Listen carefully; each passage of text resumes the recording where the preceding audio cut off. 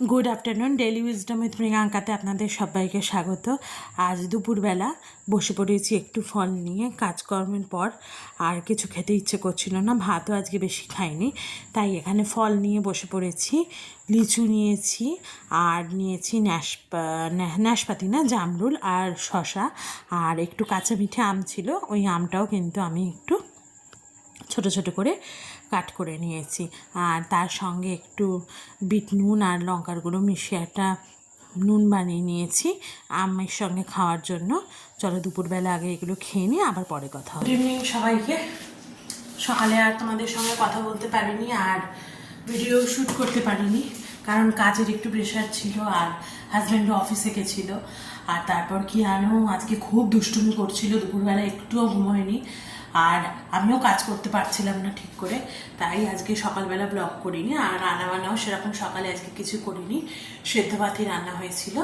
আর এই বিকেলবেলায় একটু আগে হাজব্যান্ড অফিস থেকে এলো, একটু ফল খেলাম, কারণ ফলগুলো কিনে এনেছিলাম আর তারপর থেকে আর খাওয়া হয়নি। আর এখন একটু খিদে পেয়েছে, তো একটু ঝালমুড়ি বানাবো ভেবে রেখেছি, আর সেই জন্য আলু সেদ্ধ দিয়েছিলাম। আর কিয়ান যেহেতু পড়তে গেছিলো, আর কিয়ানের বাবাকে বলেছিলাম যে ফেরার সময় তুমি একটু ঝুড়ি ভাজা চানাচুর, তারপর সেদ্ধ ছোলা বাদাম এগুলো নিয়ে আসবে, তাহলে আমি একটু ঝালমুড়ি বানাবো। সেটা বানাতেই চলে এসছি, কিয়ানকে নিয়েও কিয়ানের বাবা চলে এসছে। এবার একটু ঝালমুড়ি বানাবো, কিয়ানকেও দেবো, কিয়ানকে ঝাল ছাড়া দেবো, আর আমরাও একটু খাবো। চলো তাহলে বানাই। এখানে দেখো আমি ঝালমুড়ি বানাবো বলে আগে থেকেই আলু সেদ্ধ করে রেখেছিলাম। আমি ঝালমুড়ি বানালে একটু বেশি করে আলু দিই, কারণ একটু আমি আলুটা খেতে পছন্দ করি। আর এদিকে আমি তেঁতুলের পাল্পও কিন্তু একটু বানিয়ে রেখেছি, এটা অপশনাল, তোমরা চাইলে নাও দিতে পারো, শুধু লেবু দিয়েও বানাতে পারো। আর এখানে রেখেছি পেঁয়াজ কুচি, শশা কুচি, কাঁচা লঙ্কা কুচি, আর একটু কাঁচা আম ছিল, সেই কাঁচা আমটাকে একদম ঝিরিঝিরি করে কেটে রেখেছি, আর লিখেছি গন্ধরাজ লেবু। আর হাজবেন্ড এই এখন নিয়ে এলো এই যে ঝাল চানাচুর, আর এখানে রয়েছে ঝুড়ি ভাজা, এখানে রয়েছে মিষ্টি চানাচুর, সেদ্ধ ছোলা আর বাদাম। এবার আমি বানানোর শুরু করব। আর মুড়ি তো রয়েছেই। এখানে আমি একটা বাটি নিয়ে নিয়েছি, বাটির মধ্যে সবার আগে কিন্তু আমি সেদ্ধ করে রাখা আলুটাকে দিয়ে দিচ্ছি। আলুটা আমি একটু ছোট ছোট করে কাট করে রেখেছি, আর আলুটা কিন্তু আমি শুধু সেদ্ধ করেছি, এর মধ্যে কিন্তু নুন দিইনি। এবার আমি এর মধ্যে একে একে দিয়ে দেবো পেঁয়াজ কুচি, শশা কুচি, আর কাঁচা আম কুচিটা। কাঁচা লঙ্কা কুচিটা কিন্তু আমি একটু পরে দেবো, যেহেতু কি আনতে দেবো, সেই জন্য কাঁচা লঙ্কা কুচিটা আমি আগে দিচ্ছি না। আর এবার আমি দিয়ে দেবো এর মধ্যে একটু নুন, এর মধ্যে আমি নুন দিয়ে দিচ্ছি, নর্মাল যে নুনটা, আর দিয়ে দেবো বিট নুন, কারণ বিট নুনটা দিলে স্বাদটা ভালো হয়, তাই নর্মাল নুন আর বিট নুন দুটোই কিন্তু আমি দিয়ে দিলাম। আর দিয়ে দেব ঝুড়ি ভাজা আর চানাচুর, এটা রয়েছে ঝাল চানাচুর, আর এটা রয়েছে মিষ্টি চানাচুর, আর দিয়ে দেবো সেদ্ধ ছোলা, আর দিয়ে দেবো বাদাম। এবার এটাকে একবার ভালো করে মিশিয়ে নেব।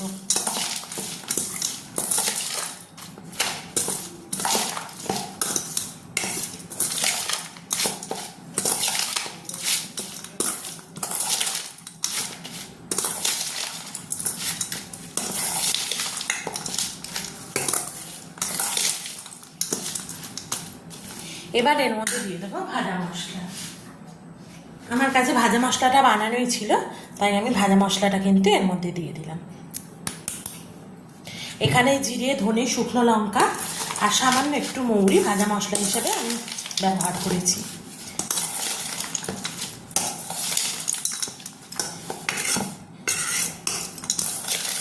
এবার আমি এর মধ্যে দিয়ে দেবো একটু লেবুর রস। আমি এখানে গন্ধরাজ লেবু ব্যবহার করছি, তোমরা চাইলে কিন্তু পাতি লেবুও দিতে পারো।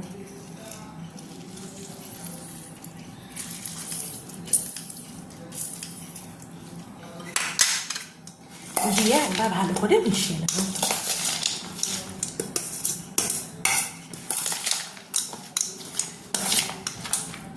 এবার আমি এখান থেকে কিয়ানের জন্য একটু তুলে নিই, তারপর আবার দেখাচ্ছি। এই যে এখান থেকে কিয়ানের জন্য আমি একটু অল্প করে তুলে নিলাম, একটু আলু দেখে। আর এর সঙ্গে কিয়ানকে আমি একটু মুড়ি মিশিয়ে দেবো।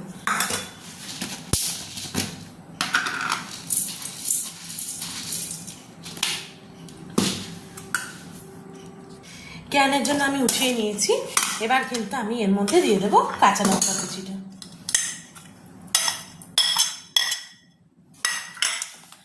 দিয়ে একবার মিশিয়ে নেব আর দিয়ে দেবো মুড়ি। মুড়িটা দিয়ে আমি না এবার একটু হাত দিয়ে মিক্স করছি।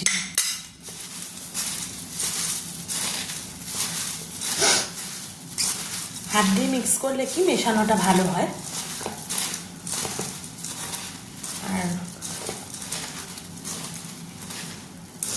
আর এর মধ্যে আমি দিয়ে দেব একটু সর্ষের তেল। একটু সর্ষের তেল আমি দিয়ে দিলাম, দিয়ে খুব ভালো করে মিশিয়ে নেব।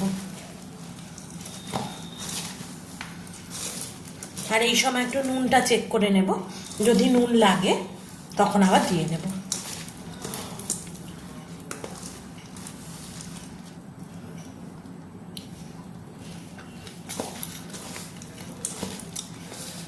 হ্যাঁ, এর মধ্যে একটু নুন লাগবে। আমি কিন্তু বিট নুনটাই দেবো।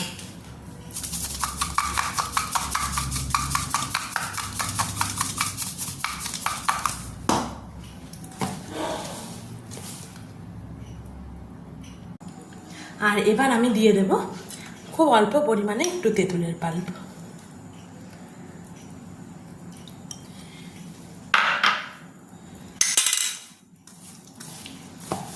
আর এবার আমাদের ঝালমুড়ি রেডি। এবার এটাকে কিন্তু আমি বাটিতে সার্ভ করে দিচ্ছি। এবার উপর থেকে আমি একটু ঝুড়ি ভাজা ছড়িয়ে দেবো।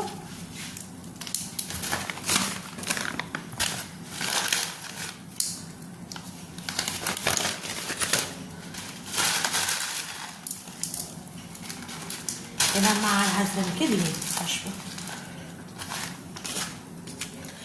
চলো এবার ওদের দিয়ে আসি, তারপর আবার আমি খাবো। আর আমি খেয়ে রেখেছিলাম, খেতে বেশ ভালোই হয়েছে। চলো দিয়ে আসি, না হলে আবার মুড়িগুলো নরম হয়ে যাবে। এই বিকেলবেলা কিয়ান একটু এখন ড্রয়িং করতে বসেছে। আজকে আর কিয়ান পড়বে না, কারণ পড়ার থেকে এসেছে। আর দুপুরবেলাও আমি একটু পড়িয়েছিলাম, দুপুরে তো ঘুমোয়নি, তাই ওর হোমওয়ার্কগুলো করাচ্ছিলাম। তা এখন বললাম আর পড়তে হবে না, একটু ড্রয়িং স্যার যে হোমওয়ার্কগুলো দিয়েছে সেগুলো একটু করবে। তাই চলো দেখাই তোমাদেরকে। এটা ছাতা দিয়ে হ্যাঁ, করো।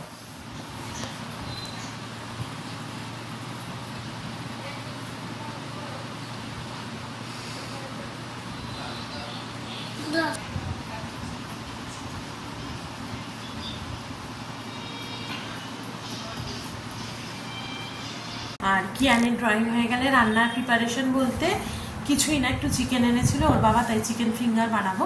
তাই চিকেনটাকে ম্যারিনেশন করে রেখে এলাম। আর ব্লিঙ্কিটে কিছু জিনিস অর্ডার দেওয়ার ছিল, সেগুলো অর্ডার দিয়েছি। আর তার সঙ্গে রেডি টু ইট রুটি যে পাওয়া যায় সেটাও অর্ডার দিয়েছি। তাই ওটা খাবার আগেই একদম গরম গরম একটু সেঁকে নেব, তাহলেই হবে। আর এখন কিয়ানকে ড্রয়িংটা করিয়ে নিই, কারণ স্যারের হোমওয়ার্ক দিয়েছে। দেখি কতটা করতে পারে, করিয়ে নেব, তারপর একটু বসবো। তারপর খাওয়ার সময় আবার যাব। চিকেন ফিঙ্গারগুলো শুধু ম্যারিনেশন করেছি, ব্রেড ক্র্যাম্পস করা হয়নি। তাকে একটু ম্যারিনেশন হোক, তারপর করবো। আর এখন ড্রয়িং করাই ওকে একটু কিছুক্ষণ। আর গরমে বেশিক্ষণ আর রান্নাঘরে থাকতেও ইচ্ছে করছে না। আর মিষ্টি রয়েছে, আর আমও আছে। যদি হাজব্যান্ড আর মা বলে কাটতে, তাহলে আম কাটবো। আর কিছু এখন করার নেই, করুক কিয়ান একটু ড্রয়িং, আর আমি একটু বসি ওর সাথে। কিয়ানকে ড্রয়িং করিয়ে নিলাম। আর এবার দুপুরবেলা আমি কিছু জিনিস ওয়াশিং মেশিনে কাচতে দিয়েছিলাম। ভেবেছিলাম আর মেলতে আসবো না, কিন্তু কাঁচা যখন হয়েই গেছে ভাবলাম গিয়ে মেলেই আসি। এরপর ডিনারের প্রিপারেশনের জন্য যাব, বললাম তো করেই রেখেছি। গিয়ে শুধু ফ্রাই করবো ক্র্যাম্বিং করে। তার আগে জামা কাপড়গুলো যে কেচেছিলাম সেইগুলো মেলে দিই। চলো।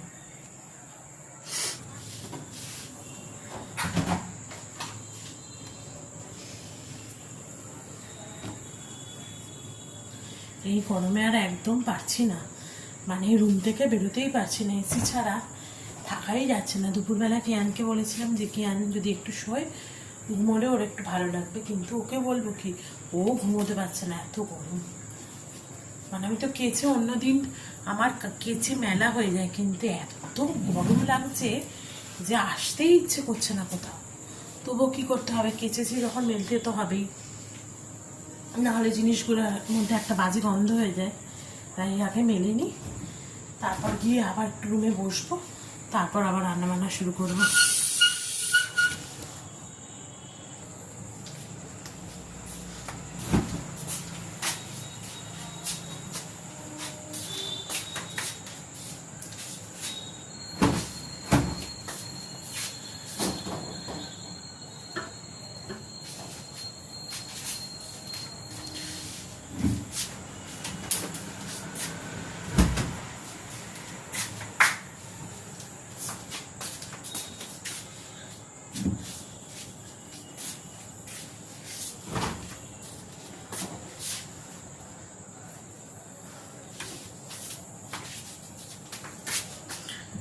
আগের দিন তো ভেবেছিলাম আর কিয়ানকে ক্যারাটেতেই নিয়ে যাবো না, কারণ এত গরম ছিল। তারপর ওর পাপা বললো যে না, বেকার বেকার অফ করিও না, সামনে কিয়ানের আবার এক্সাম, স্কুল খুললে এক্সাম থাকলে তখন হয়তো নাও যেতে পারে, তাই ক্যারাটেতে নিয়ে গেলাম।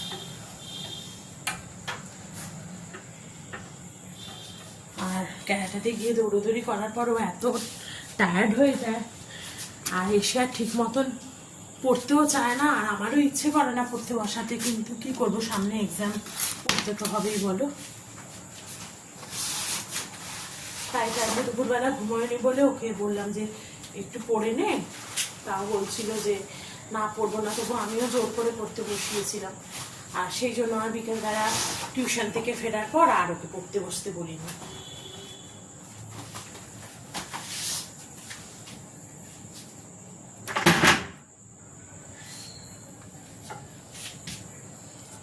আমার সব মেলা হয়ে গেছে, এবার চলো নিচে যাই। শুধু এই টাওয়েলটা নিয়ে নিয়েছি, কারণ এটা মুখ পোছার টাওয়েল।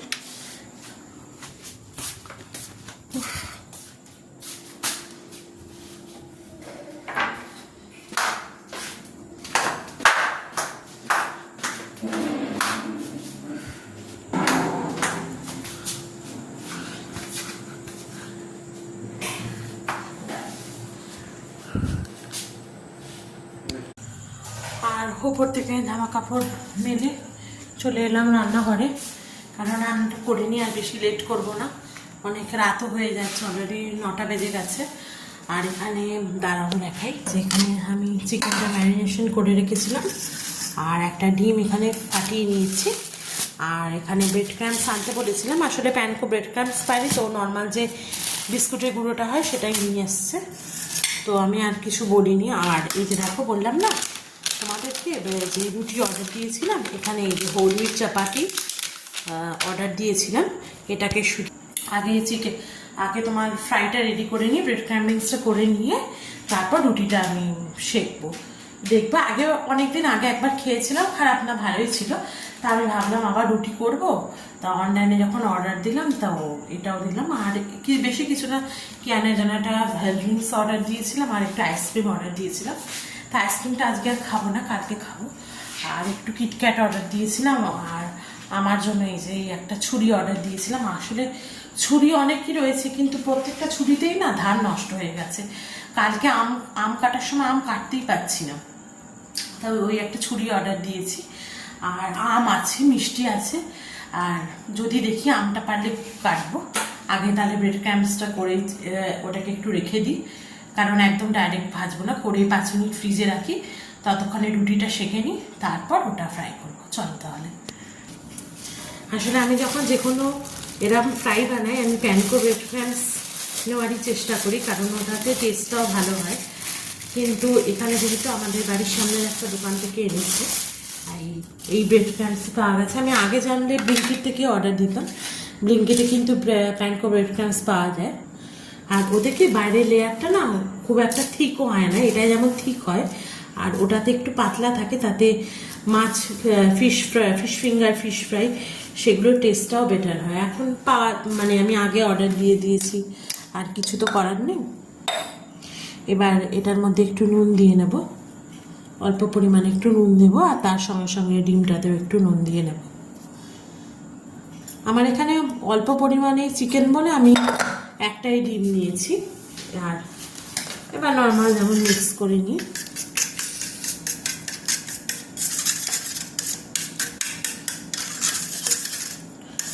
আর এটাকেও একটু হাত দিয়ে মিক্স করে নেব।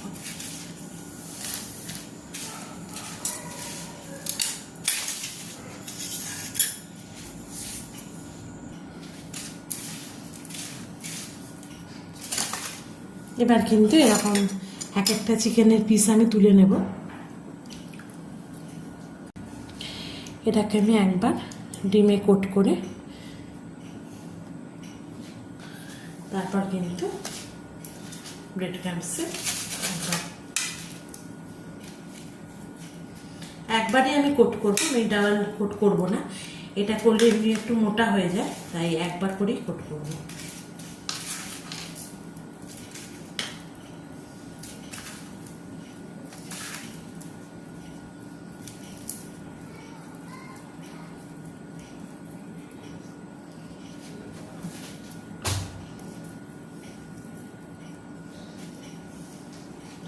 এই দেখো, এটা দেখতে এখন একটু ভেজা ভেজা লাগছে, কিন্তু এটা 2 মিনিট রেখে দিলে বা 5-7 মিনিট ফ্রিজে রেখে দিলেই কিন্তু এটা একদম সেট হয়ে যাবে।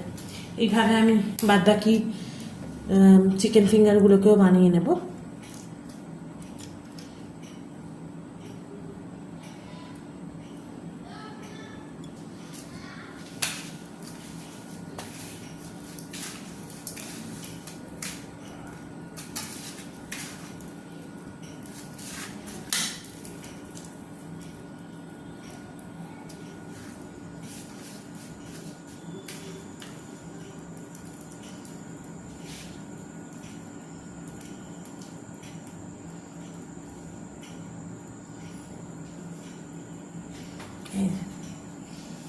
এখানে আমি সবগুলো বানিয়ে এটাকে 5 মিনিট ফ্রিজে রেখে দেবো সেট হওয়ার জন্য।